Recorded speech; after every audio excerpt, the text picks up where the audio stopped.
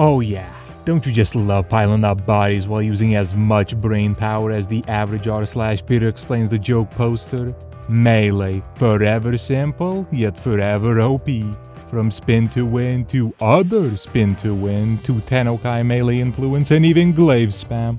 One mod has passed the test of time and stayed part of the meta throughout the past decade. Blood Rush.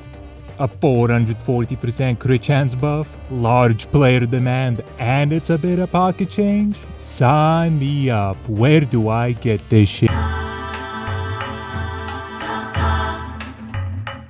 Widely regarded as one of, if not the worst spy mission in the game, with mechanics you won't see ever again. Convoluted, time-wasting sections that you can just ignore if you understand how the systems work, and room to exploit one of the most broken setups for speedrunning spy missions. That's where Blood Rush, alongside Scattering Inferno, can be easily farmed. And let me tell you a secret. You see that mod? Yeah, that one? Rhyme rounds? That shit sells for 30 plat each.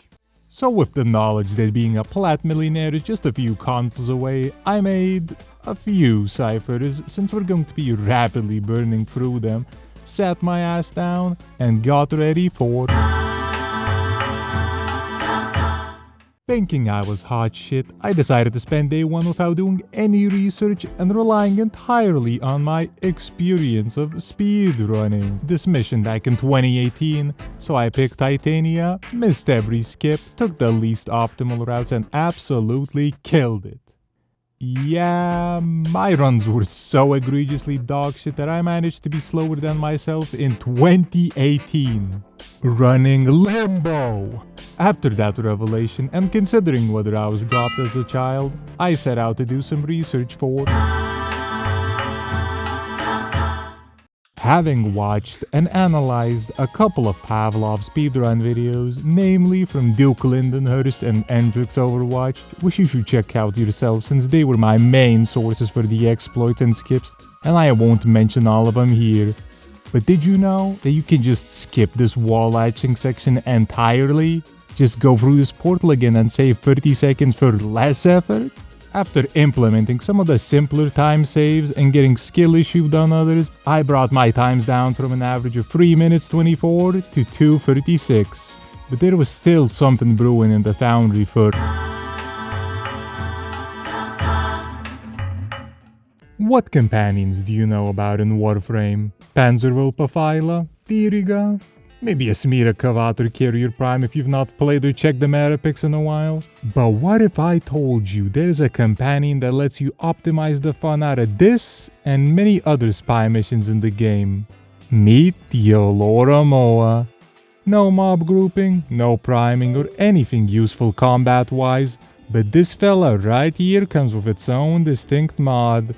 Security Override, which auto-hacks consoles over 2 seconds, which seems broken, but you may be asking, doesn't the MOA have to be near the con? Master Summons is a helmenfable ability that heals your companion and more importantly, calls it to your side.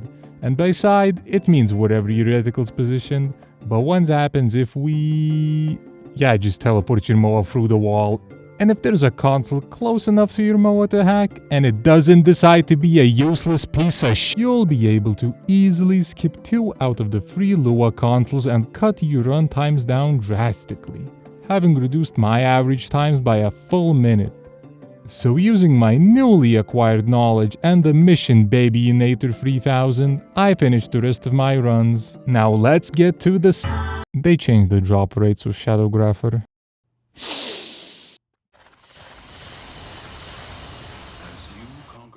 Now, let's get to the stats, and more importantly, profits.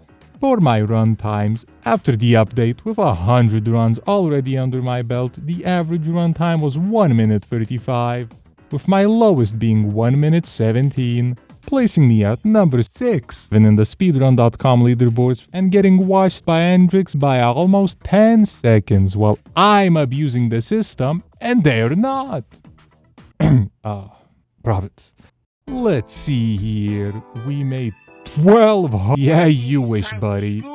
If we remove the mods that don't sell often enough to matter, The stats of our real earners are 11 Blood Rushes, 1 Astral Twilight, 11 Rhyme Rounds, and 15 Scattering Infernos. Which if we go off the average sell price for 90 days of Warframe Market, we get 88, 8, 275, and 120.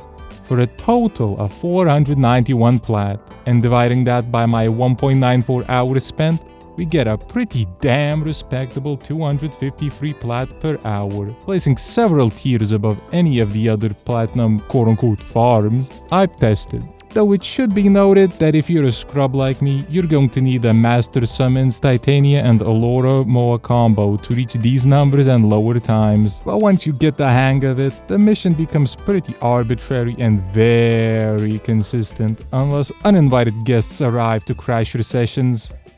Frankly, this was a pretty interesting adventure to go instead of my usual alchemy and exterminate runs.